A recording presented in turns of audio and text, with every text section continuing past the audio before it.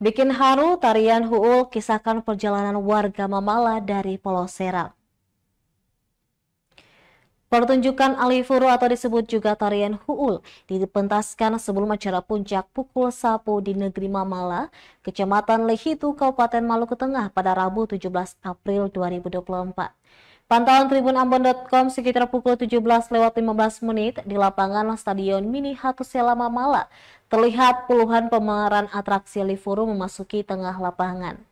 Puluhan pemeran mulai dari usia dewasa hingga anak-anak berlari ke sana kemari. Tampak seperti mereka sedang mencari tempat untuk menetap. Pasalnya tarian ini merupakan kisah sekelompok warga negeri Mamala yang pada mulanya berasal dari bumi Sapalewa, Pulau Seram. Tarian ini biasanya ditampilkan untuk memperingati kisah sejarah perjalanan mereka yang penuh tantangan, namun bertujuan mulia untuk bersatu dengan saudara-saudara mereka yang senasib sepenanggungan di negeri Mamala.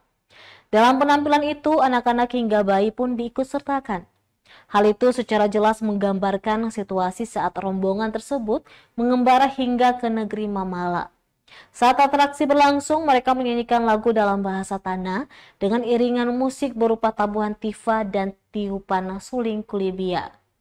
Nyanyian yang dikumandangkan diikuti tangisan membuat suasana berubah haru, hingga para penonton hanyut terbawa suasana tersebut. Pemimpin atraksi Alifuru, Agil Talakua, mengungkapkan atraksi ini menceritakan tentang perjalanan sekelompok Alifuru dari Pulau Seram menuju negeri Mamala. Diceritakan lebih lanjut saat penduduk Alifuru di Tala, Eti, Sapalewa makin bertambah. Mereka kemudian berpencar ke berbagai daerah, salah satunya di negeri Mamala. Talakua mengatakan tarian ini hanya ditampilkan saat perayaan 7 Syawal di negeri Mamala bersama dengan atraksi budaya pukul sapu. Dalam pertunjukan itu, para pemeran juga terdiri dari anak-anak hingga bayi dilibatkan. Hal itu merupakan kisah sebenarnya dari perjalanan sekelompok Alifuru ke negeri Mamala. Adapun sebelum tampil, mereka berlatih selama seminggu.